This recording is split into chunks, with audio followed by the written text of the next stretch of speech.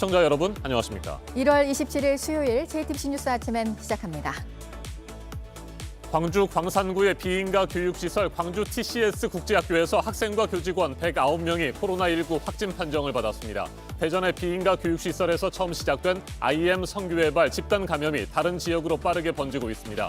최근 300명대로 떨어졌던 하루 신규 확진자 수는 오늘 또다시 500명대로 크게 늘어날 전망입니다. 130명이 넘는 확진자가 나온 IM 선교회가 운영하는 대전의 비인가 교육시설 안에서는 검체 대상의 63%가 바이러스에 오염돼 있었습니다. 감염에 취약한 요양원보다도 2배 넘게 높은 수치로 대전시는 이 선교회 대표에 대한 고발을 검토하고 있습니다. 김학의 전 법무부 차관의 출국 금지 사건을 수사하고 있는 검찰이 어제 대검찰청 반부패 강력부를 압수수색했습니다. 2019년 김 전 차관을 출국 금지할 당시 대검 반부패부가 관련 수사를 중단하라고 외압을 넣었다는 의혹을 조사하기 위한 겁니다. 이성윤 서울지검장 등 당시 대검 수사지휘부로 수사가 확대될 가능성도 있습니다.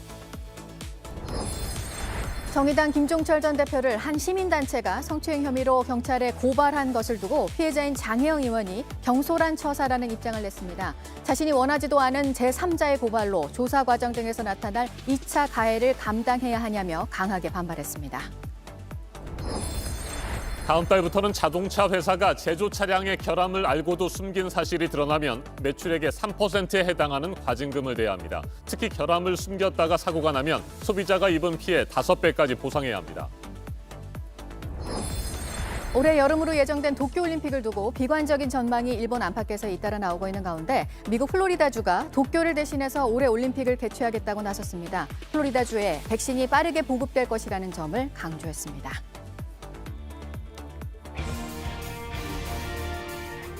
대전의 비인가 교육시설에서 처음 시작된 IM 성교회발 코로나19 집단 감염이 다른 지역으로 빠르게 번지고 있습니다. 어젯밤 광주 광산구의 비인가 교육시설 광주 TCS 국제학교에서도 109명의 학생과 교직원이 새롭게 확진 판정을 받았습니다. 앞서 강원도 홍천과 경기도 고양, 안성에서도 IM 성교회와 관련된 감염자들이 잇따라 나왔습니다.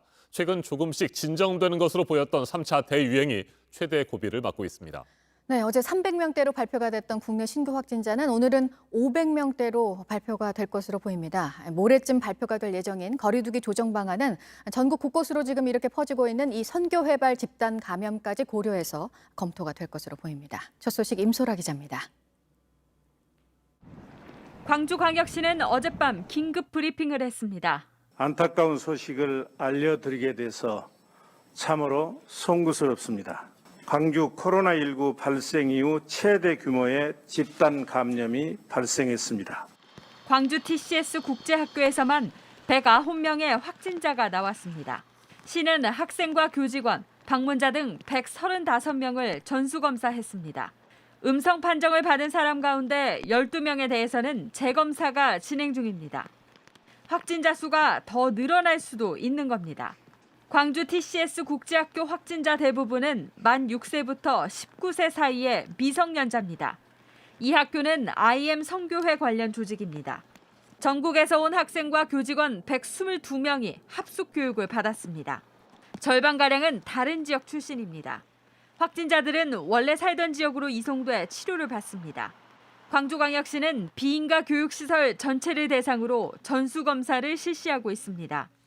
지난 23일에는 광주의 에이스 TCS 국제학교에서도 첫 확진자가 발생해 지금까지 37명이 확진 판정을 받았습니다.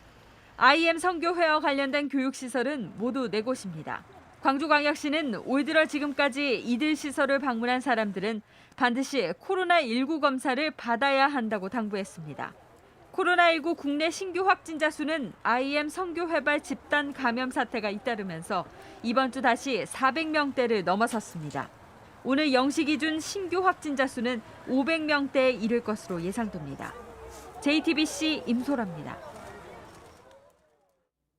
IM 성교회가 운영해온 전국 곳곳의 비인가 교육시설들은 코로나19 바이러스에 사실상 무방비 상태였습니다. 내부가 공개된 대전 IEM 국제학교의 경우 검체 대상의 약 63%에서 코로나19 바이러스가 검출되었습니다.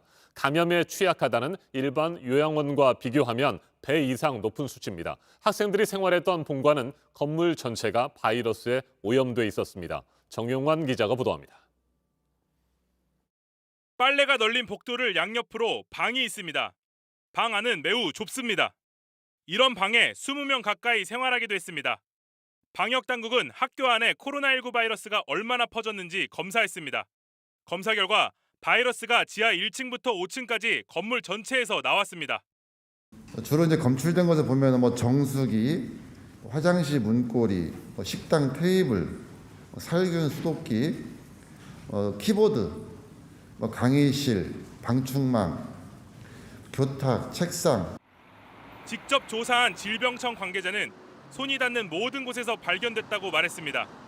여기는 굉장히 모든 여건이나 그 실내 공간 그리고 많은 사람들이 내품은 비말들로 이런 표면들이 많이 오염이 된 것 같아요. 마스크를 잘 쓰지 않았다고 볼 수 있다는 겁니다. 방역당국이 검사한 곳은 문고리와 공기청정기 등 41곳입니다. 이 가운데 26곳에서 바이러스가 나왔습니다. 63%가 오염된 겁니다. 일반적으로 요양원 등에서도 대략 많아도 한 30% 정도 이렇게 양성 검체가 나오거든요. 이 학교 관련 확진자는 어제 1명 더 늘어 133명이 됐습니다. 결과가 나오지 않았던 관리인도 확진된 겁니다. 방역당국은 이 학교에서 생활한 20, 30대 청년들이 경북 상주의 BTJ 열방센터와 관련됐는지도 조사하고 있습니다. 대전시는 이 학교를 운영한 IM 선교회와 학교 대표 선교사 고발을 검토 중입니다. 경찰도 이 학교가 집합 금지 등 방역 수칙을 어겼는지 직접 조사하기로 했습니다. JTBC 정용환입니다. 김학의 전 법무부 차관의 출국 금지 사건을 수사하고 있는 검찰이 대검찰청 반부패 강력부를 어제 압수수색했습니다. 2019년 관련 수사 당시 수사 중단 외압이 실제로 있었는지를 파악하기 위한 겁니다. 압수수색 결과에 따라서는 당시 대검 수뇌부로 수사가 확대될 가능성도 있습니다. 성문규 기자입니다. 수원지검 수사팀이 어제 오후 대검 반부패 강력부 사무실에 검사와 수사관을 보내 압수수색을 진행했습니다. 수사팀은 김학의 전 법무부 차관을 출국 금지할 당시 기록과 자료를 확보하고 오후 5시쯤 철수한 것으로 전해졌습니다. 대검 반부패부는 2019년 수원지검 안양지청 수사팀이 김 전 차관의 출국 정보 유출 사건을 수사하면서 불법 출금 의혹까지 수사하려 했지만 수사 중단 외압을 넣었다는 의심을 받고 있습니다. 공익신고인은 최근 국민권익위원회에 추가 신고서를 제출하면서 대검 반부패 등으로부터 연락을 받고 불법 출금 의혹은 내부 검토 단계에서 더 이상 진행하지 않기로 결정했고 수원 고검에 검사 비비 발생 사실을 보고하지 못했다고 주장한 것으로 전해졌습니다. 당시 반부패 부장은 이성윤 현 서울지검장입니다. 이 지검장은 2019년 3월 김 전 차관을 출국 금지한 날 아침 서울 동부지검 관계자에게 전화를 걸어 동부지검장이 출금 서류 제출을 사후 승인한 걸로 해달라는 부탁을 했지만 거절당한 것으로 알려졌습니다. 앞서 검찰은 대검 과거사 진상조사단 소속이었던 A검사가 김 전 차관을 출국 금지하기 위해 법무부에 허위 서류를 냈다는 의혹과 관련해 지난주 이틀 연속으로 법무부와 인천국제공항 등에 대해 압수수색을 펼쳤습니다. 또 법무부 출입국 심사과 직원 등 사건 관련자를 불러 조사하는 등 수사에 속도를 내고 있습니다. 검찰의 압수물 분석 결과에 따라 이성윤 지검장 등 당시 대검 지휘부로 수사가 확대될 가능성이 커졌습니다. JTBC 성문규입니다. 정의당이 김종철 전 대표의 성추행 사건을 수습하기 위해 고심하고 있는 가운데 한 시민단체가 어제 김 전 대표를 경찰에 고발했습니다. 피해 당사자인 장혜영 국회의원이 형사 고소는 하지 않겠다고 전날 밝혔는데 제3자가 갑자기 고발장을 제출한 겁니다. 이에 대해 장혜영 의원은 페이스북에 올린 글을 통해 경솔한 처사라고 강하게 반발했습니다. 원치 않는 조사 과정에서 피해를 또다시 상기하는 것 자체가 일상으로의 복귀를 방해한다고 밝혔습니다. 강버들 기자입니다. 김종철 전 정의당 대표의 성추행 사건이 공개된 다음 날 한 시민단체가 김 전 대표를 성추행 혐의로 고발했습니다. 이미 당 차원의 징계 절차가 진행 중이고 최고 제명까지 가능하다는 관측도 나오지만 시민단체 측은 엄정한 법의 심판을 받게 해달라고 했습니다. 이에 대해 장혜영 의원이 입장을 냈습니다.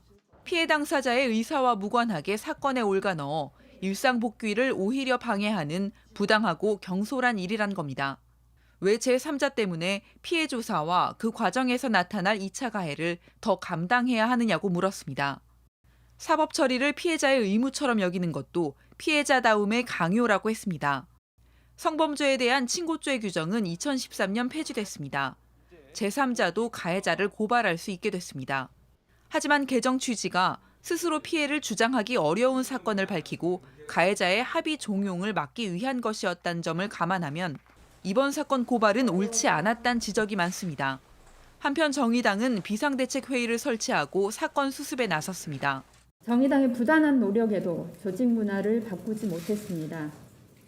밑바닥부터 근본적인 변화를 위해 뼈를 깎는 노력을 하겠습니다. 젠더 선거로 규정해온 서울시장 보궐선거에 후보를 내지도 원점에서 검토하는 것으로 알려졌습니다. 이번 선거가 박원순 전 시장의 성희롱 사건으로 시작된 만큼 정의당도 후보를 내지 않는 게 책임 있는 모습 아니겠느냐는 겁니다. JTBC 강버들입니다. 더불어민주당은 정의당 김종철 전 대표의 성추행 사건에 대해 경악을 금치 못할 일이라고 논평했습니다. 그러자 민주당 내부에서는 해당 논평이 부끄럽다는 비판이 나왔습니다. 과연 민주당이 그와 같은 논평을 내놓을 형편이냐, 이런 뜻이겠죠. 이희정 기자가 보도합니다. 다른 당 비난할 여유가 없다. 민주당 권인숙 의원이 당을 비판했습니다. 정의당이 발표한 김종철 전 대표 성추행에 대해 민주당이 맹 비난에 나서자 너무 부끄럽다면서 쓴 글입니다. 안희정 전 지사부터 박원순, 오거돈 전 시장에 이르기까지 당내에서 성추문이 이어졌는데 다른 당 비난이나 하는 게 말이 안 된다는 겁니다. 앞서 민주당은 정의당 사건에 대해 충격을 넘어 경악을 금치 못할 일이란 논평을 냈습니다. 일부 강성 민주당 지지자들은 정의당 해체와 재창당을 촉구하는 일도 벌어졌습니다. 이런 가운데 민주당은 어제 박원순 전 시장 성희롱 사건에 대해 공식 사과했습니다. 국가인권위가 성희롱 사실을 인정하자 하루 뒤에 피해자와 서울 시민에게 사과한 겁니다. 검찰 수사에서 박 전 시장 측에 피해자 쪽 움직임을 전달한 걸로 지목된 남인순 의원도 뒤늦게 사과했습니다. 사건이 알려진 지 6개월 만에 첫 사과입니다. 하지만 이번에도 남 의원은 박 전 시장 측에 문의를 한 것이 상당한 혼란을 야기했다는 모호한 표현으로 자신과 관련된 논란은 피해갔습니다. JTBC 이희정입니다. 자동차를 만드는 회사에서 결함을 숨겼다가 사고가 나면 다음 달부터는 소비자가 입은 피해의 최대 5배까지 물어내야 합니다. BMW 화재 사고를 계기로 이제 징벌적 손해배상이 시행이 되는 건데요. 앞으로는 어떻게 배상을 받을 수 있는지 정아람 기자가 설명해 드리겠습니다. 뿌연 연기로 뒤덮인 차에서 폭발음이 들립니다. 배터리 빼야 되는 거 아니야? 사고 나겠다 이거. 그냥 안 보여, 위험해. 또 BM이야? 달리는 차에서 갑자기 불이 나는 이른바 BMW 화재 사고입니다. 이런 사고가 잇따라도 소비자가 배상받기는 쉽지 않았습니다. 차에 문제가 생겨도 회사에서 제대로 처리를 안 해주기 때문에 소비자 입장에서 굉장히 답답한데요. 회사 차원에서 이런 배상 책임을 의무화한다면 그런 것들이 좀 개선되지 않을까 생각해요. 다음 달부터는 징벌적 손해배상제가 적용됩니다. 자동차 제조사가 결함을 알고도 숨긴 사실이 드러나면 과징금을 내야 합니다. 매출액의 3%입니다. 늑장 리콜 과징금은 지금의 3배로 올립니다. 특히 자동차 회사가 이런 잘못을 해서 사고가 날 경우엔 소비자가 본 손해의 최대 5배를 배상해야 합니다. 지금 법적 소송을 진행하고 있기 때문에 집단 소송 진행 중인 거에 여러 가지로 그게 유리하게 작용할 것 같습니다. 이 자동차 소비자만큼은 굉장히 불리한 부분이 많고 억울한 부분이 많았거든요. 미국과 같이 천문학적인 벌금 부과는 아니더라도 한평 징벌적 손해배상제라고 볼 수가 있으니까 상당히 중요한 진전이라고 볼 수가 있습니다. JTBC 정아람입니다. 올해 여름으로 일단 날짜가 잡혀 있는 이 도쿄올림픽에 대해서 일본 국민 80%가 부정적으로 보고 있다는 응답이 나온 여론조사 결과도 나온 상황인데요. 미국 플로리다주에서 도쿄를 대신해서 올해 올림픽을 개최하겠다는 뜻을 국제올림픽위원회에 전달했습니다. 이 지역에서 백신이 빠르게 보급되고 있다는 점을 내세웠습니다. 워싱턴에서 김필규 특파원이 전해왔습니다. 미국 플로리다주가 오는 7월 도쿄에서 열릴 예정일 올림픽을 대신 열겠다고 밝혔습니다. 플로리다주 지미 파트로니스 최고 재무 책임자가 국제올림픽위원회 IOC에 서한을 보내 이 같은 의사를 전했다고 외신들이 보도했습니다. 일본 정부가 코로나19 때문에 속으로는 걱정이 많다며 플로리다로 다시 검토할 시간이 남아있다고도 했습니다. 지난해 플로리다주 올란도에서는 미 프로농구 각 팀이 모여 시즌을 마쳤습니다. 7월에 다시 문을 연 디즈니월드는 현재 35%까지 가동률을 높인 상태입니다. 이런 점을 내세우는 플로리다주는 백신 보급도 속도를 내고 있다며 올림픽 개최지로 적합하다고 주장합니다. 스가 일본 총리는 예정대로 올림픽을 열겠다고 했지만 일본 내 여론은 부정적입니다. 26일 산케이 신문의 여론조사에서 도쿄올림픽이 중단돼도 어쩔 수 없다거나 다시 연기해야 한다는 등의 응답이 84%나 됐습니다. 감염 관리를 철저히 해 예정대로 개최할 수 있다는 응답은 15%에 그쳤습니다. 하루 8,000명 이상씩 확진자가 나오고 있는 플로리다도 좋은 상황은 아니지만 백신 보급이 좀처럼 속도를 내지 못하고 있는 일본 입장에선 또 한 번 여론이 흔들리게 됐습니다. 워싱턴에서 JTBC 김필규입니다. 미국 새 정부의 새로운 계획들 요즘 많습니다. 그 가운데는 $20짜리 지폐 앞면에 새겨져 있는 인물을 다른 사람으로 바꾸는 것도 포함이 되는데요. 현재 지폐에 있는 인물은 트럼프 전 대통령이 동일시할 정도로 좋아했던 우상이었습니다. 이 소식은 홍희정 특파원이 전해드립니다. 바이든 정부는 오바마 정부의 미완성 숙제를 다시 꺼냈습니다. $20 지폐 앞면에 들어가는 얼굴을 바꾸는 일입니다. 제가 들고 있는 이 지폐가 $20짜리입니다. 우리 돈으로는 22,000원 정도 되는데요. 여기 지폐 앞면에 있는 앤드루 잭슨 전 대통령이 흑인 여성 운동가로 바뀔 전망입니다. 새로 인쇄될 인물은 해리엇 터브먼입니다. 19세기 노예 출신이었지만 흑인 노예 해방과 여성 참정권을 위해 앞장섰던 인권 운동가입니다. It's important that our notes, our money, if people don't know what a note is, reflect the history and diversity. So we're exploring ways to speed up that effort. 앞서 오바마 정부가 임기 마지막 해 같은 구상을 발표했지만 트럼프 정부가 무산시켰습니다. $20 bill will now not come out till 2028. 특히 트럼프 전 대통령은 잭슨 전 대통령의 열렬한 추종자였습니다. 재임 시절 백악관 집무실에 잭슨 초상화를 걸어뒀고 그의 묘지와 생가를 찾아다녔습니다. He did it with courage, with grit, and with patriotic heart. And by the way, he was one of our great presidents. 실제로 트럼프 전 대통령은 포퓰리즘과 패거리 정치를 추구한 잭슨 전 대통령의 실책을 답습하기도 했습니다. 서민 출신인 잭슨 전 대통령은 마침내 귀족 정치를 타파했다는 공을 세웠지만 동시에 인디언 원주민을 탄압하고 노예제를 옹호했던 전력으로 비판받고 있습니다. 새 정부의 새 계획을 환영하는 시민들이 많습니다. She's a very important woman, period. She could be any color. 미국 지폐에 터브먼을 넣는 일, 통합을 내세운 바이든 정부의 상징적 조치가 될 전망입니다. 로스앤젤레스에서 JTBC 홍희정입니다. 코로나가 더 퍼지는 걸 막으려고 각 나라 정부가 시행하는 조치들에 대해서 반발을 하는 움직임도 세계 곳곳에 있습니다. 야간 통행을 금지한 네덜란드가 요즘 시끄러운데요. 도시 곳곳에서 이에 항의하는 불법 행위들이 계속되고 있습니다. 보도국 연결해서 알아보도록 하겠습니다. 이재승 기자, 시위가 아니라 이건 폭력 범죄라고 네덜란드 정부에서는 말하고 있네요. 네, 그렇습니다. 앞서 지난 23일에 네덜란드 정부는 변이 바이러스의 확산을 막기 위해서 야간 통행 금지를 도입했습니다. 제2차 세계대전 이후에 처음인데요. 이후에 통행 금지를 반대하는 시위가 네덜란드 곳곳에서 발생했고 약탈과 폭동이 이어지고 있습니다. 경찰은 물대포와 최루가스를 쏘며 진압에 나섰고 시위대 470여 명을 체포했다고 밝혔습니다. 현지 시간 25일 하루에만 180여 명이 경찰에 붙잡혔습니다. 네덜란드 경찰은 공공기물 파손 등은 시위의 권리와는 상관없다고 규탄했습니다. 헤르토겐보시의 시장은 이러한 폭력 사태가 일어나는 것에 대해 고통스럽다고 말을 했는데 들어보시죠. Omdat we zagen hoe onze mooie stad waar met z'n allen zo trots op zijn, werd vernietigd door een aantal onverlaten relschoppers, plunderaars en dieven. In een situatie waarin we met elkaar juist elkaar vast moeten houden en juist met elkaar het virus moeten bestrijden.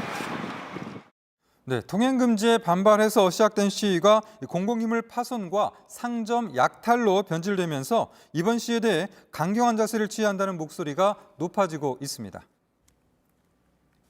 네, 이런 폭동 사태가 유럽 전역으로 퍼지지는 않을지 또 긴장감이 높아지고 있는데 유럽연합에서 이 코로나와 관련해서 또 나온 조치가 있습니다. 일본에서 오는 여행객을 이제 안 받는다고요?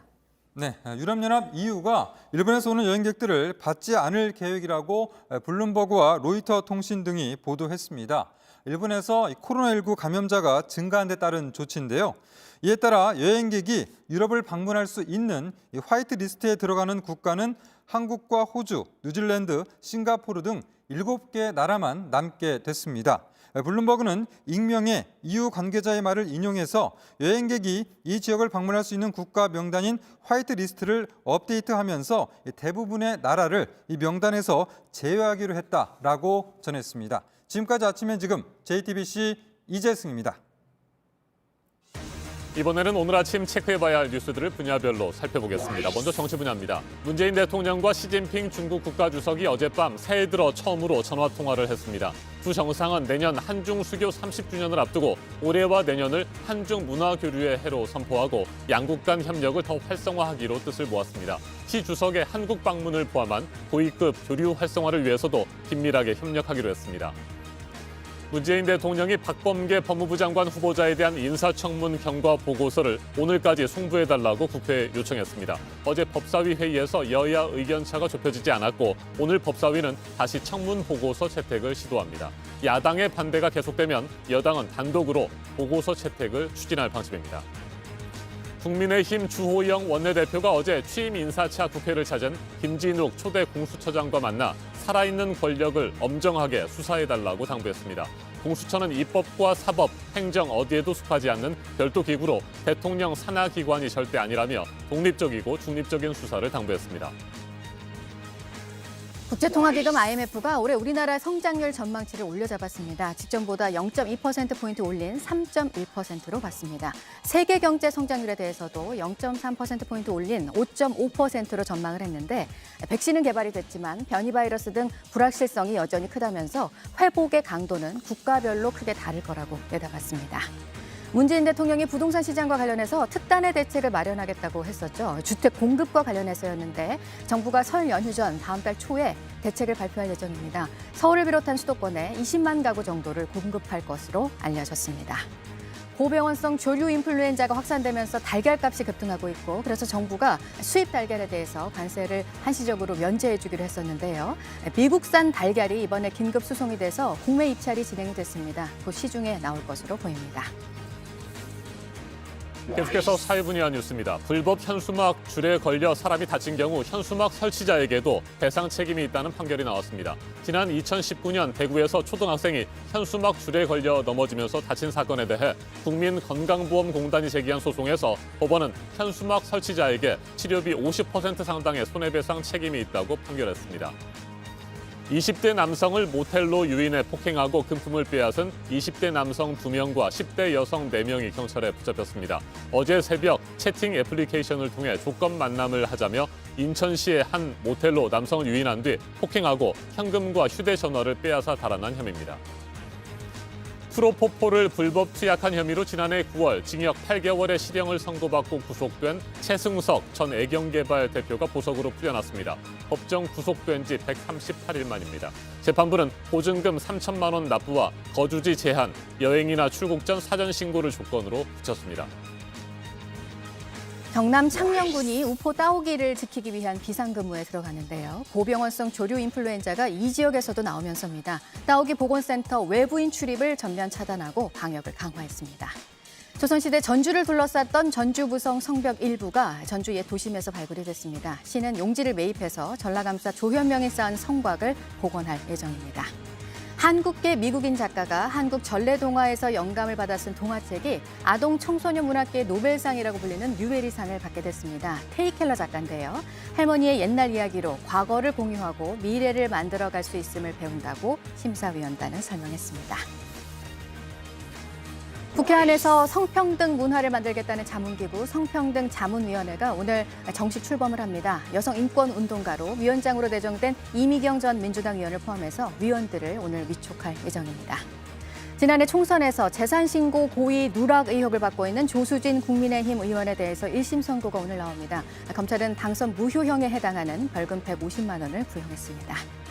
택배 노동자들의 과로사를 막기 위한 사회적 합의가 나왔지만 공짜 작업이라고 불리는 분류 작업을 여전히 택배 회사들이 시키고 있다면서 노조에서 총파업을 경고한 상황인데요. 어젯밤에 긴급회의를 연 노조가 오늘 기자회견을 열고 대응 방안을 밝힐 예정입니다. 분야별 뉴스들 체크해드렸습니다. 오늘 아침 전국에서 대체로 맑은 하늘이 펼쳐졌습니다. 아침 기온은 어제보다는 내려갔지만 여전히 평년보다는 높습니다. 낮 기온은 어제와 비슷한 정도로 온화한 날씨를 보이겠습니다. 서울은 6도, 부산은 12도까지 오르겠습니다. 오늘 대기는 대체로 깨끗하겠지만 서쪽 지역은 국외 미세먼지가 유입되면서 오전 한때 공기가 탁하겠습니다. 내일은 전국에서 비나 눈이 오겠습니다. 강원도와 전라도, 제주도 산지에 최대 10cm의 눈이 내리고 서울, 경기도와 충청도, 경북에서는 1에서 5cm의 눈이 쌓이겠습니다. 오후부터는 차가운 북서풍이 불면서 추워지겠습니다. 현재 기온은 서울 영하 1도, 춘천 영하 2도, 전주 2도, 부산 5도로 어제보다 2도에서 6도가량 낮습니다. 낮 기온은 서울 6도, 청주 7도, 광주와 대구 10도로 어제와 비슷하거나 조금 높겠습니다.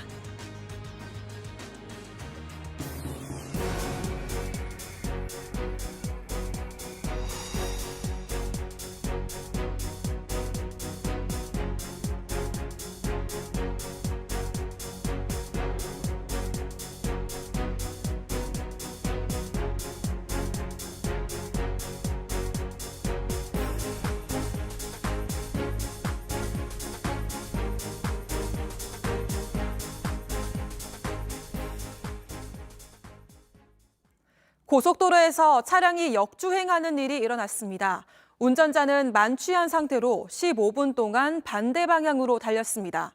시민들이 곧바로 신고했고 경찰이 빨리 대응해서 다행히 큰 사고는 없었습니다. 배승주 기자입니다. 승합차가 고속도로에서 반대 방향으로 달립니다. 정상적으로 달리는 차량들에게 오히려 상향등을 반복해서 켭니다. 정면 충돌하기 직전에서야 가까스로 멈춰섭니다. 하지만 이게 끝이 아닙니다. 다시 터널로 들어가 위험천만한 주행을 이어갑니다. 택배하다가 불 타고 있는데 역주행이다 싶어서요. 그래서 내가 우쪽으로 내가 꺾었지. 끄자마자 그 차가 막 싹 지뢰가쁘지.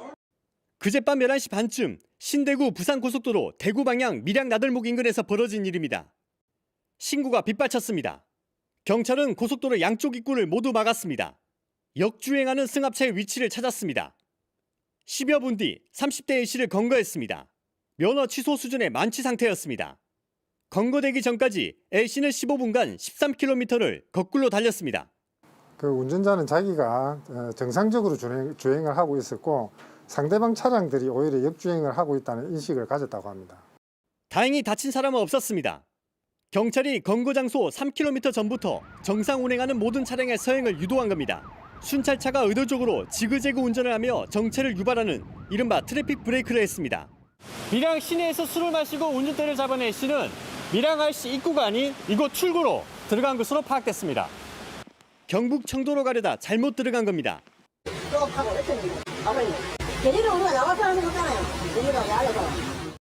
A씨는 과거에도 음주운전으로 면허가 취소된 적이 있었습니다. 경찰은 A씨를 음주운전과 역주행 혐의로 입건해 조사 중입니다. JTBC 배승주입니다. 경찰이 내복 차림으로 혼자서 밤에 거리를 돌아다니던 11살 여자아이를 발견하고 아동학대 여부를 조사하고 있습니다. A양은 지난 23일 밤 11시쯤 청주시 서원구에 있는 한 편의점 앞에서 발견됐습니다. 경찰에는 달걀을 제대로 삶지 않았다며 집에 있던 아저씨가 얼굴을 때렸다고 진술한 것으로 전해졌습니다. 지난해 9월에 치러진 건축사 자격시험에 모범 답안을 유출한 일당 3명이 구속 기소됐습니다. 서울 동부지검과 경찰에 따르면 이 가운데 2명은 시험 보조요원 1명과 짜고 모범 답안을 미리 넘겨받았습니다. 시험 보조요원에 대해서는 부정 혐의와 함께 공무상 기밀 누설 혐의도 적용됐습니다. 공직선거법 위반 혐의로 기소된 무소속 이용호 의원의 1심 무죄 선고에 검찰이 즉각 항소했습니다. 검찰은 사실오인과 법리오해 등을 이유로 들어서 법원에 항소장을 제출한 것으로 전해졌습니다. 이 의원은 21대 총선을 앞두고 더불어민주당 이강래 후보의 선거운동 등을 방해하고 소란을 피운 혐의로 기소됐습니다.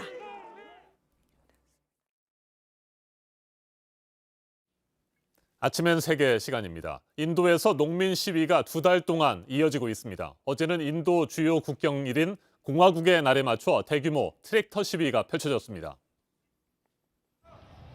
인도 수도 뉴델리 외곽에 있는 한 도로, 트랙터들이 줄지어 서 있습니다.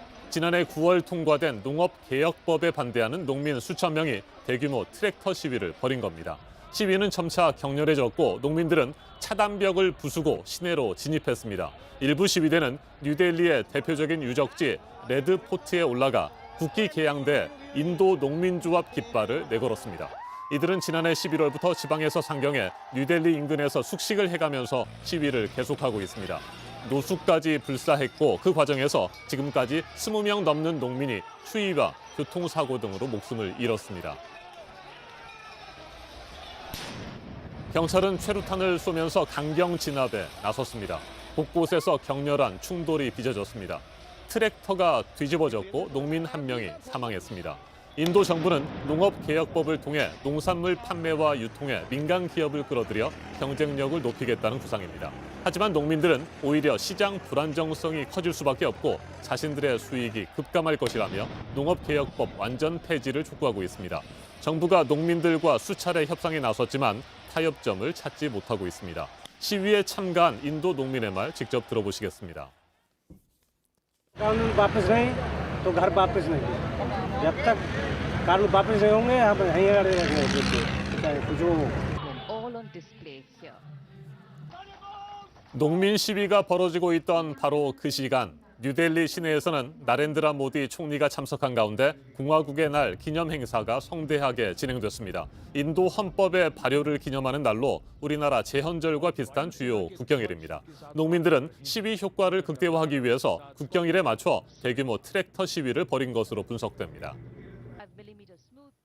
인도 농민들은 다른 산업 분야 종사자들에 비해 경제적으로 더욱 어려운 상황입니다. 전체 노동 인구의 절반가량이 농업 부문 종사자인데 국내 총생산 중 농업의 비중은 18%에 그칠 정도로 낙후돼 있습니다. 인도 전문가와 좀 더 자세하게 짚어보겠습니다. 한국외대 인도연구소장을 맡고 있는 김찬환 교수 전화로 연결됐습니다. 교수님 안녕하십니까? 예, 안녕하세요. 김찬환입니다. 네, 인도 농민들의 시위가 2달 동안 계속되고 있습니다. 정부와 협상을 벌이고 있지만 타협점을 찾지 못하고 있는데 가장 큰 원인은 뭘까요? 예, 방금 말씀하신 대로 작년 9월 인도 의회는 3건의 농업 관련 개혁 법안을 통과시켰습니다. 핵심은 그동안 인도 정부가 운영해왔던 농산물 수매화 판매에 민간 기업을 끌어들인 건데 이렇게 민간 기업을 끌어들이면 인도 정부는 농업 경쟁력이 높아지고 농민들의 소득이 높아진다고 보고 있는데 농민 단체들은 이 법안으로 해서 거대 민간 기업의 농업이 예속되고 농민들이 그동안 정부로부터 받았던 추곡 수매 가격이 하락하기 때문이라고 보고 있습니다. 네. 그래서 양측은 그동안 10차례 협상을 했지만 아직까지 타협점을 찾지 못하고 계속 지금 첨예한 대립을 하고 있는 것입니다.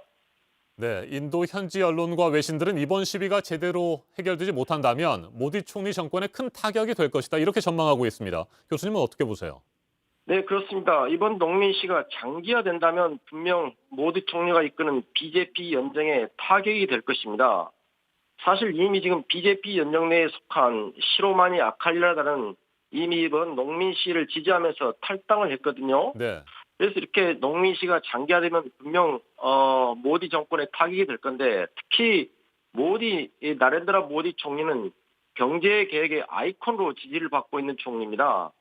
그런데 이번에 농민개혁법이 후퇴가 될 경우 다른 여타 개혁법안의 추진 동력도 상실돼서 결국 모디 총리의 정권에 타격이 될 거다 이렇게 우려를 하고 있는 것입니다.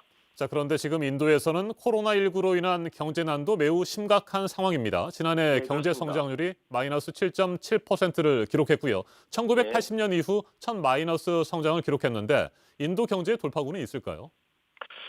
예, 지금 하나 있는데 그게 뭐냐면 인도는 지금 세계 최대 백신 생산국입니다. 지금 네. 이미 지금 백신을 생산하고 있는데 인도 세럼 연구소가 지금 생산한 아스트라제네카 백신 접종이 이미 시작됐고 올 8월까지 4억 명의 백신을 접종하겠다 이런 계획을 가지고 있습니다.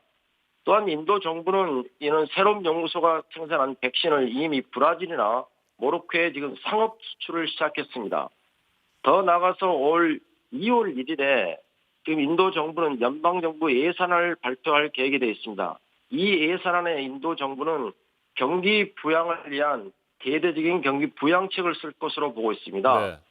이렇게 된다면 인도 경제는 올해 한 7% 이상 성장하지 않을까 이렇게 보고 있는데 OECD 같은 경우는 이미 이번에 인도 경제의 전망을 7.9% 성장하지 않을까 이렇게 얘기를 하고 있습니다. 알겠습니다. 경제가 다시 성장할 그럴 가능성이 있는 것으로 보이는 거군요. 여기까지 듣겠습니다. 김찬환 한국외대 인도 연구소장이었습니다.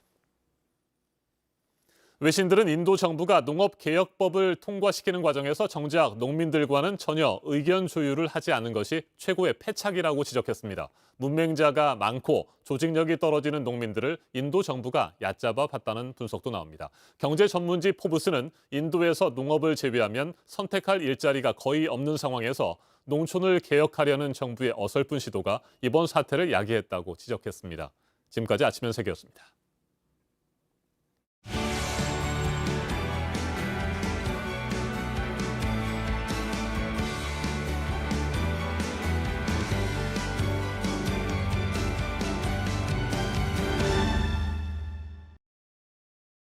네, 수요일 아침 8시 5분 지나고 있습니다. 여성에 대한 성희롱, 또 장애인 비하 글을 인터넷 사이트에 올린 사람이 경기도 7급 공무원 시험에 합격한 것을 두고 국민청원 글이 올라왔었고요. 이후 도에서 조사를 진행해 왔는데요. 임용 후보자 자격을 박탈하는 결정을 내렸습니다. 이 신청이 들어오면 청문 과정들을 거쳐서 최종 처분이 확정이 되는데 경기도는 이와 별개로 이 사람의 성범죄 혐의에 대해서 수사를 의뢰할 계획입니다. 김도훈 기자입니다. 지난달 30일 청와대 국민청원 홈페이지에 올라온 글입니다. 미성년자 성범죄를 암시하고 장애인을 비하하는 게시물을 올린 A씨가 경기도 7급 공무원 시험에 합격했다는 내용이었습니다. 청원인은 A씨가 공직자가 될 자격이 없다며 임용을 막아달라고 호소했습니다. A씨의 게시물은 극우 성향 사이트 일간베스트에 올라온 것들이었습니다. 청원글에 지금까지 10만 명 넘게 동의했습니다. 진상조사에 나선 경기도가 인사위원회를 열었고 A씨를 불러 사실관계를 따졌습니다. A씨의 7급 공무원 임용 후보 자격을 박탈하기로 결론냈습니다. 경기도 인사위는 공무원 임용 후보자로서 품위를 크게 실추시켰고 주민에게 봉사해야 하는 공직자의 자격도 없다고 설명했습니다. A씨가 직접 올린 성범죄 글이 대체로 사실이라고 판단한 겁니다. 경기도는 A씨가 추가 해명을 원한다면 청문회를 열어 의견을 듣고 최종 처분을 확정하겠다고 밝혔습니다. 또 경찰에 A씨의 성범죄 혐의에 대한 수사도 의뢰할 방침입니다. JTBC 김도훈입니다.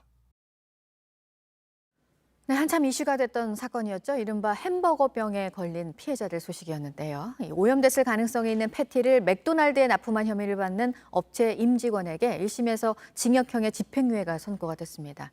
그럼 맥도날드는 책임이 없는지 검찰이 관계자들을 불러 조사하는 등 다시 수사를 하고 있는 상황입니다. 오효정 기자입니다. 법원은 어린이들이 장출혈성 대장균과 용혈성 요독 증후군, 이른바 햄버거병을 앓은 사실을 언급하면서 패티 납품업체의 죄책이 무겁다고 했습니다. 간이 키트 검사에서 균이 검출됐는데도 패티를 그대로 내보냈다고도 인정했습니다. 재검사를 했더니 음성이었다, 병원성 균으로 나오지 않았다 등 업체 측 주장을 받아들이지 않은 겁니다. 균이 검출된 뒤엔 해당 라인 제품은 모두 회수해야 하는데도 업체는 그러지 않았습니다. 해동된 고기를 다시 냉동시키면 안 된다는 원칙도 지키지 않았습니다. 법원은 대표 송모 씨에게 징역 3년과 집행유예 4년을 선고했습니다. 업체에겐 벌금 4천만 원을 내라고 했습니다. 지난 2016년 이 패티가 들어간 맥도날드 햄버거를 먹었던 피해 어린이는 신장이 망가져 아직까지 이식만을 기다리고 있습니다. 징역 3년을 집행유예를 4년을 하는 것 자체가 형량이 굉장히 중한 형을 선고를 해야 되는 상황인데 너무 과도하게 봐주는 것으로 좀 보여요. 판매사 맥도날드의 책임이 있는지 여부도 다시 가려야 합니다. 검찰은 지난 2018년 충분한 증거가 부족하다며 맥도날드는 재판에 넘기지 않았습니다. 일반 영세한 업체였으면 기소됐을 거예요. 이거 불기소된 사례를 사실 거의 찾아볼 수가 없는 사례예요, 이거는. 지난해 재수사에 들어간 검찰은 전현직 임직원 등 관계자들을 불러 조사하고 있습니다. 피해자들은 당시 식약처와 지자체 공무원 등도 제대로 된 조치를 하지 않았다며 국가 상대 손해배상 청구 소송도 제기한 상태입니다. JTBC 오효정입니다. 최근 정치권에서는 코로나19 방역 조치와 사회적 거리 두기로 큰 피해를 입고 있는 자영업자와 소상공인의 손실 보상을 법제화하자는 논의가 활발합니다. 문재인 대통령은 재정이 감당할 수 있는 범위 내에서 손실 보상제를 검토해달라고 지시했습니다. 관련 논의는 더욱더 속도가 붙을 것으로 보입니다. 하지만 막대한 재원을 마련하는 문제와 지급 대상 등을 놓고 형평성 논란도 일고 있습니다. 경제 전문가 두 분과 함께 맞짱 토론 진행하겠습니다. 출연자들을 소개해드립니다. 제 오른쪽입니다. 신세돈 숙명여대 경제학부 명예교수입니다. 어서 오십시오. 반갑습니다. 네, 제 왼쪽입니다. 최백은 건국대 경제학과 교수 자리 함께했습니다. 네, 안녕하세요. 네, 안녕하십니까? 네. 네, 코로나19로 인해서 소상공인 그리고 자영업자들 정말 많은 피해를 입고 있습니다. 벌써 1년 이상 이런 피해가 이어지고 있고 그래서 이들에 대한 손실을 보상해 줄 필요가 있다는 부분에 대해서 여야 비슷한 의견을 가지고 있는 것 같습니다. 두 분께서도 역시 손실 보상 필요하다는 의견이십니까? 신 교수님. 네. 그 코로나 위기가 얼마만큼 큰 그 충격인지에 대한 정확한 검토가 없어요. 성장률이 어저께 나왔는데 마이너스 1이잖아요. 네. 그럼 재작년에 성장률이 2%였댔어요. 그 2%로 가던 게 마이너스 1이니까 코로나 때문에 한 3%포인트 떨어졌다는 이야기죠. 그럼 우리 경제가 2,000조라고 봤을 때 3% 추락이라고 하면 부가격 가치 기준으로 60조 정도의 충격이고 그걸 매출로 환산하면 통상 매출은 부가가치의 4배에서 5배니까 이게 매출로 보면은 200조 내지 300조에 해당하는 어마어마한 충격이란 말이죠. 네. 근데 이 충격이 골고루 퍼져서 나타난 게 아니라 일부 자영업자와 특고 이런 분들에게 집중돼서 나타났다는 것이죠. 그래서 이것은 전쟁과 같은 상황이기 때문에 손실에 대한 보상은 작년 3월서부터 정부가 이 부분을 생각을 했어야 되는데 전 좀 늦은 감이 있다. 그러나 손실 보상은 반드시 필요하다. 그런 생각을 갖고 있죠. 네, 손실 보상법이 만들어진다고 하더라도 지난 1년 동안의 피해나 손실에 대해서는 보상을 해주지 않고 앞으로 발생할 손해에 대해서만 손실에 대해서만 보상을 한다는 것 아니겠습니까? 반면에 그 피해를 입은 분들께서는 지난 1년 동안의 손실에 대해서도 보상이 필요하다 이런 주장을 하고 있고요. 최 교수님 어떻게 생각하세요? 정부가 그러니까 제도적으로요, 혹은 법적으로 그러니까 영업에 제약을 해가지고 발생한 손실은 저는 소급 적용이 필요하다고 생각합니다. 네. 당연히 그것은 일종의 영업의 자유권을 어쨌든 간에 침범을 해서 발생한 거기 때문에요. 그런 점에서 소급 적용에 대해서 그러니까는 사실 너무 연연할 필요는 없다고 생각하는데요. 신세돈 교수님께서 앞에서 지적하셨듯이 이게 사실은 이러한 피해 같은 경우 신속하게 지원을 해야 돼요. 늦으면 늦을수록 피해는 굉장히 눈덩이처럼 불어납니다. 근데 이제 정부가 어쨌든 간에 기재부가 대응을 좀 늦게 하고 하는 바람에 피해가 확산되고 있는 상황인데 그런 점에서는 피해는 가능한 한 이 범위를 좀 넓혀가지고요. 네. 정부에서 결정하는 어떤 하나의 이 피해 범위라는 것도 굉장히 저는 좁다고 생각이 들고 그다음에 효율성 면에서 보게 되면요. 예를 들어 자영업자 같은 경우 이런 경우가 있습니다. 자영업자 피해 같은 경우는 우리가 지금 지원하는 걸 보게 되면 주로 비용 측면이요. 비용 측면이라는 게 뭐냐면 임대료라든가 인건비 이런 거 같은데 초점을 맞추고 있단 말이에요. 그런데 그런 일종의 그런 고정 비용인데 반면에 이제 그러니까 수입이 안 잡혀가지고 매출이 안 생겨가지고 생기는 피해도 피해란 말이에요. 근데 이제 그 부분에 대한 것은 사실 그동안에 좀 소홀했었죠. 그래서 이제 그 부분을 보완해 주기 위해서 좀 그러니까 범위를 좀 넓혀야 되는데 1차 때 우리가 1차 지원할 때 우리가 좀 복기를 해보면요. 1차 때 피해를 입은 사람들한테 직접적인 지원이 있었어요. 자영업자라든가 특고 이런 분들한테요. 그다음에 이제 전 국민한테 이제 그러니까 또 지원도 했었잖아요. 전 국민 지원하는 게 일반 국민한테 그냥 지원하는 게 아니라요. 그게 매출에 도움이 됐었어요. 네. 결과적으로 볼 때는 그러니까는 정부가 지원해야 될 비용을 굉장히 절감시켜 준 겁니다. 자영업자들이 버틸 수 있게끔요. 그러니까요. 그런 점에서 너무 그러니까는 경직적으로 이걸 접근하다 보면은요 피해 발생을 그러니까 굉장히 제대로 보상을 못할 뿐만 아니라 그 다음에 이 범위도 굉장히 좁혀질 수 있고 효과도 굉장히 제한적으로 나타날 수밖에 없다고 저는 생각합니다. 네, 여당에서는 3월, 늦어도 4월 초까지는 손실 보상금을 지급할 필요가 있다. 이런 얘기를 하고 있습니다. 바로 이 지급 시기를 놓고도 현재 논란이 좀 일고 있는데 뭐 야권에서도 그 필요성에 대해서는 인정을 하고 있습니다만 4월 재보선을 앞두고 뭐 현금이 뿌려지는 것 아니냐 이런 비판도 하고 있습니다. 이에 대해서는 어떤 생각이신지요? 3월, 4월을 짚어서 이야기한 것은 매우 성급하다. 네. 그렇게 되면 이 조치 자체가 굉장히 미숙할 가능성이 있다. 지금 쟁점이 되고 있는 게요. 손해보상을 어디로 정할 것이냐라고 하는 부분이 있고요. 소급할 거냐 말 거냐 하는 부분이 있고요. 그다음에 자영업자로 국한할 것이냐 아니면 특고까지 확대할 것이냐 그 문제가 있고요. 지금 아무도 이야기하지 않는데 이번에 운송이라든지 그다음에 음식 숙박이 마이너스로 한 20% 내려갔거든요. 네. 그런데 그 병의원들을 보면 재작년도의 성장이 매출이 한 8%, 9% 하던 것이 1%대로 떨어졌단 말이죠. 그러니까 의료복지업도 마이너스로 가지는 않았지만은 평상시보다는 지금 매출이 굉장히 많이 떨어졌어요.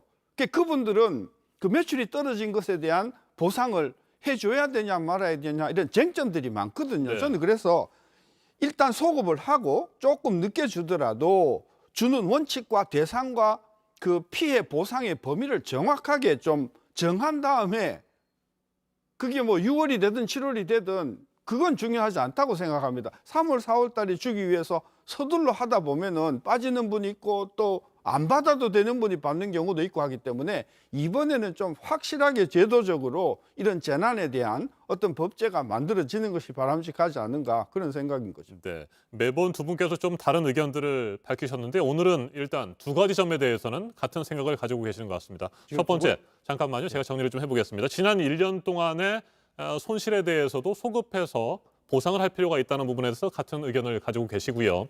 지급 대상의 경우에도 뭐 소상공인이나 자영업자들뿐만 아니라 좀 더 확대할 필요가 있다 이런 의견을 가지고 계시는 겁니다.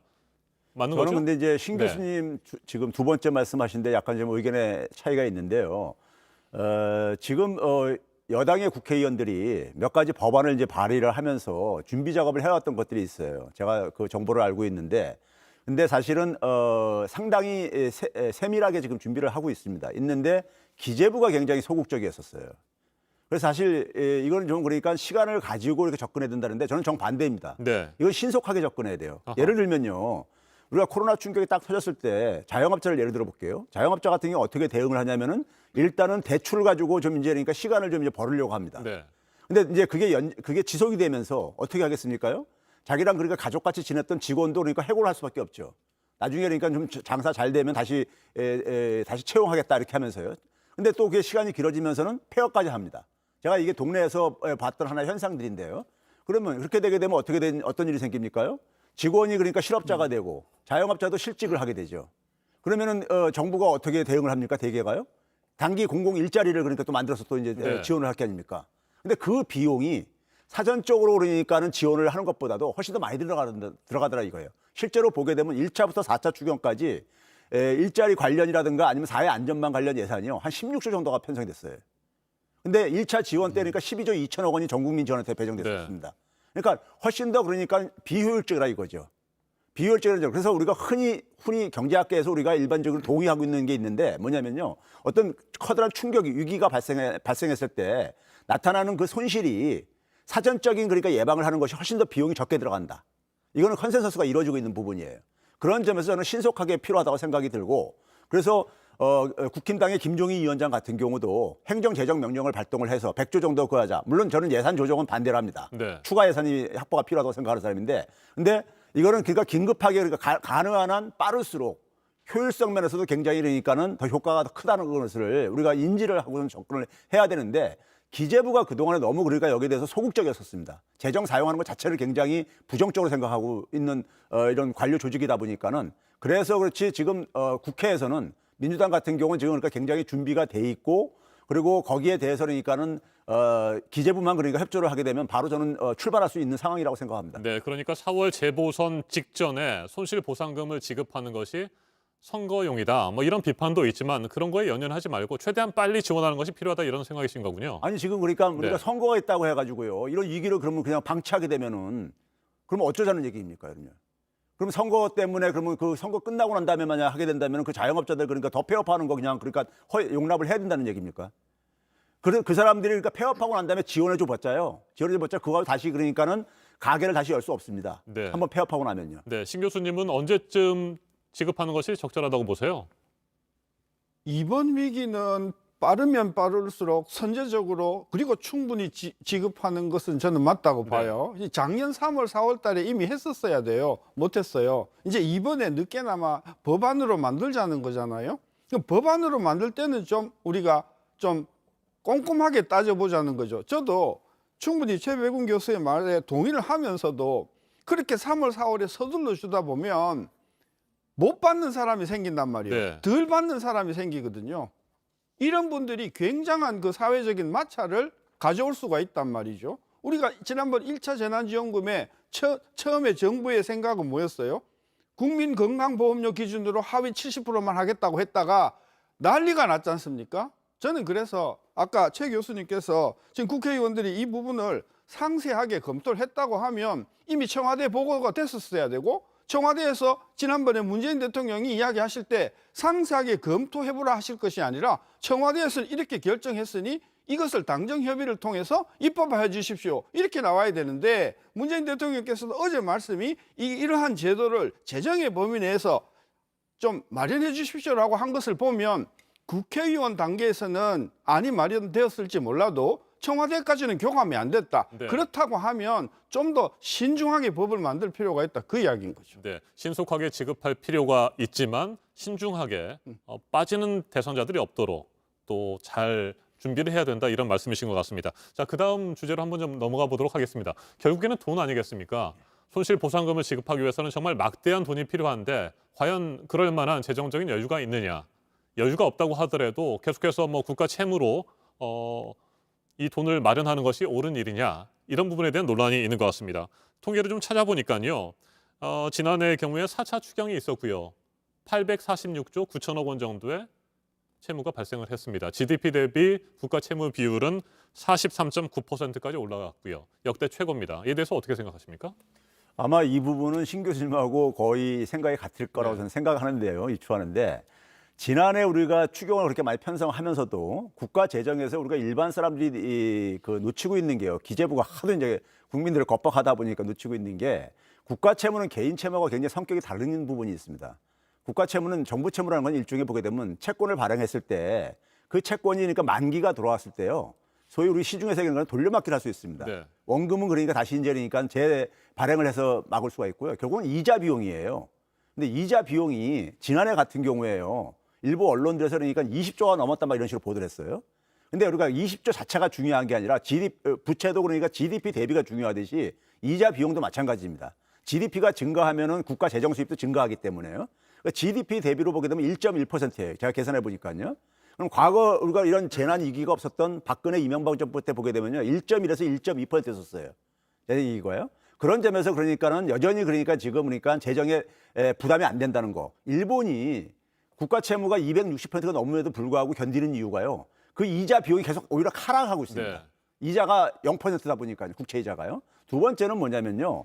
지금 우리가 한국은행이 너무 뒷짐을 지고 있는데 우리 지금 보게 되면 이자 낮추고 돈을 엄청나게 공급해도요. 일반 대다수 보통 국민들은 체감을 못해요. 그 돈이 그러니까 자기한테 돌아온다는 것이요. 왜 그러냐면 돈이 안 돌기 때문에 그렇습니다. 돈이 그러니까 일부 그러니까는 금융자산가들한테만 이게 그러니까는 돌고 네. 나머지 대다수 국민들한테 안 돌기 때문에 그래요. 그걸 우리가 이제 화폐 유통 속도라고 하는데 이게 한 40% 정도 외환의 기회가 떨어졌어요. 통화 승수도 그러니까 한 절반 정도 떨어졌습니다. 그러니까 돈을 그러니까는 지금 제가 이제 그러니까 계산을 해봤습니다. 역으로 계산을 해봤더니만은 한 85조 정도를 발권력을 동원하더라도 그러니까 인플레이션 유발 안 시키면서 발행할 수가 있어요. 그럼 한국은행이 그러니까 뒷짐지고 있지 말고 정부한테 그러니까 무이자 국채로 그러니까 한 85조 정도 공급해 주게 되면은 그걸 가지고 정부가 그러니까 직접 필요로 하는 부분에 투입을 하게 되면 돈도 돌게 할 수 있고 그리고 훨씬 더 그러니까 효과도 그러니까 극대화시킬 수 있다는 네. 거죠. 예. 재정 건전성이 악화될 가능성에 대한 우려들이 나오고 있는데 신 교수님 어떻게 생각하세요? 일단 지금까지의 국가 부채 비율이나 등등을 감안하면 한 100조 정도는 부채를 더 발행을 해도 국채를 발행을 해도 소화할 여력은 있다. 문제는 이게 내년에도 내후년에도 내내후년에도 이런 식으로 계속 간다면 이건 심각한 문제가 되지 않겠는가. 그래서 지금과 같은 비상 상태에서 한 100조 정도를 국채를 더 발행하는 것은 적어도 용인할 수 있는데, 다만 야권에서의 합의를 얻어내려고 하면 금년은 이렇게 불가피하니 100조를 국채를 발행하겠소. 단 앞으로 5년 동안 금년에 발행한 국채만큼은 매년 10%씩 10년 동안 국채를 상환해 가겠소. 재정을 줄이겠소. 이게 독일 방식이거든요. 저는 그래서 금년은 그런 식으로 국채를 발행한다 하더라도 향후 한 4, 5년 또는 10년 동안 중장기적으로 국채를 줄여나가는 그런 노력을 병행을 하면 여야가 합의할 수 있다. 저는 그래서 국민도 보탬이 되고 국가재정도 장기적으로 지키는 이런 솔루션이 저는 가능하다고 보는 거죠. 네, 동의하시는 거죠? 예, 당연히 그러니까 우리가 재정 추가 확충이라는 것은 당연히 정부도 그러니까 거기에 대해서는 그러니까 이의가 없을 거예요. 저는 여기에서 덧붙여가지고 우리가 최근에 지금 4에서 이익 공유라는 말이 나오고 있잖아요. 근데 이 상황 속에서 뭐냐면 잘 되는 영업 업종들도 많잖아요. 지금요. 주로 이제 어떤 거냐면 플랫폼 사업 모델입니다. 이런 부분에 대해서 일종의 플랫폼세 도입 같은 경우도 해가지고 소위 말해서 제조업보다도 굉장히 이익률이 영업이익률이 굉장히 높아요. 그러니까 제조업 평균 이익률보다 초과하는 부분에 대해서 한 50% 정도 플랫폼 사업 모델들에 대해서 이익을 볼 경우에 적용되는 거니까요. 한 50% 정도를 세금을 내가지고 좀 이익을 사회가 연대하는 차원 속에서 서로가 그러니까는 이 재정 문제도 풀면서 그다음에 이 위기를 극복하는 자세가 좀 필요하다고 생각합니다. 알겠습니다. 이익공유제 필요성까지 말씀을 네. 해주셨고요. 이익공유제 얘기 나왔으니까요. 신 교수님 말씀 마지막으로 짧게 듣고 끝내도록 하겠습니다. 이익공유제의 그 기본 배경은 제가 충분히 이해를 하는데요. 제가 계산을 해봤어요. 지금 이게 포탈 업체라든지 최근 잘 되는 업종의 매출의 증가분을 가지고 이익을 세금으로 물리면 얼마쯤 나오겠는가? 제가 계산해 보니까요.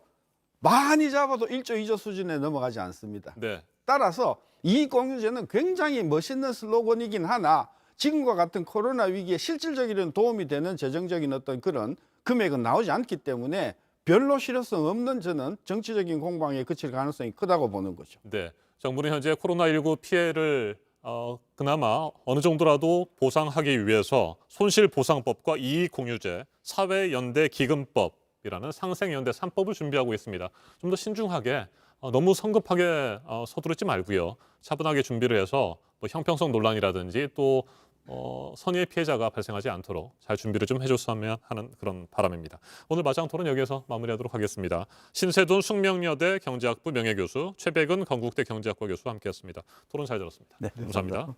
감사합니다. 네, 미국 새 행정부와도 갈등이 여전할 것으로 예상이 되는 나라가 중국 그리고 또 한 곳이 러시아입니다.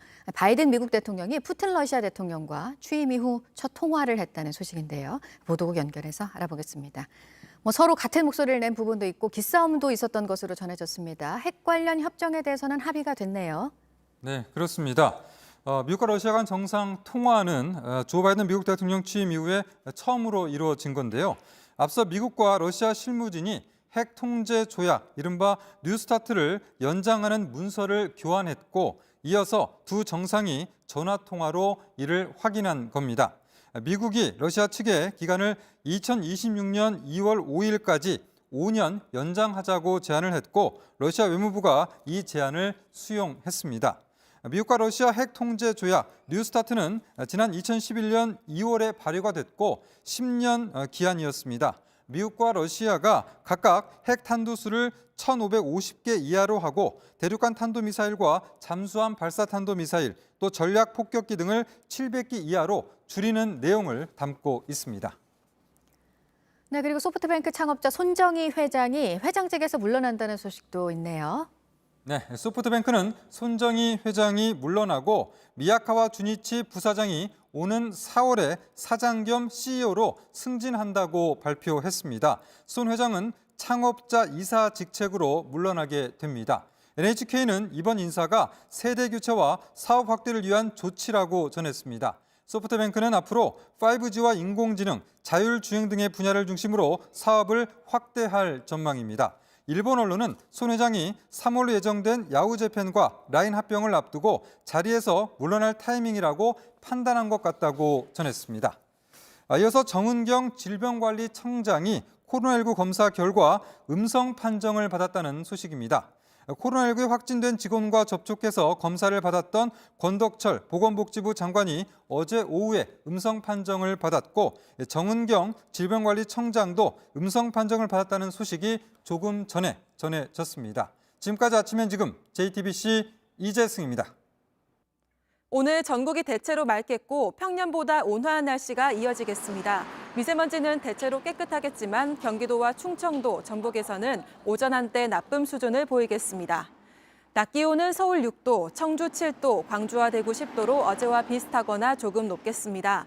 내일은 서울을 포함한 전국에서 비나 눈이 오겠고 오후부터는 찬바람이 강해지면서 점차 추워지겠습니다.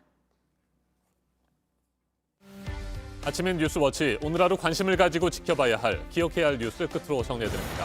광주 광산구의 비인가 교육시설 광주 TCS 국제학교에서 학생과 교직원 109명이 코로나19 확진 판정을 받았습니다. 대전의 비인가 교육시설에서 처음 시작된 IM 성교회발 집단 감염이 다른 지역으로 빠르게 번지고 있습니다.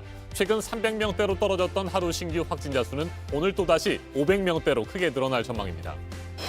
이렇게 IM 선교회가 운영하는 비인가 교육시설에서 확진자가 속출하고 있는 가운데 대전의 국제학교 안에서는 바이러스가 건물 전체에서 나왔는데 요양원보다도 2배가 넘는 수준인 검체 대상의 63%가 오염이 돼 있었습니다. 이 선교회 대표에 대한 고발을 대전시가 검토하고 있습니다. 김학의 전 법무부 차관의 출국 금지 사건을 수사하고 있는 검찰이 어제 대검찰청 반부패 강력부를 압수수색했습니다. 2019년 김 전 차관을 출국 금지할 당시 대검 반부패부가 관련 수사를 중단하라고 외압을 넣었다는 의혹을 조사하기 위한 겁니다. 이성윤 서울지검장 등 당시 대검 수사 지휘부로 수사가 확대될 가능성도 있습니다. 정의당 김종철 전 대표의 성추행 피해자인 장혜영 의원이 김 전 대표를 경찰에 고발한 시민단체에 대해서 부당하다는 입장을 냈습니다. 일상으로 돌아가고 싶은 자신의 의사와 무관하게 피해 사건으로 올가 넣는 것이라며 다시금 피해를 설명하도록 한 시민단체의 행동은 경솔한 처사라고 밝혔습니다. 오늘 전해드릴 소식은 여기까지입니다. 이상으로 JTBC 뉴스 아침엔 수요일 순서 모두 마치겠습니다. 건강한 하루 보내시기 바랍니다. 고맙습니다.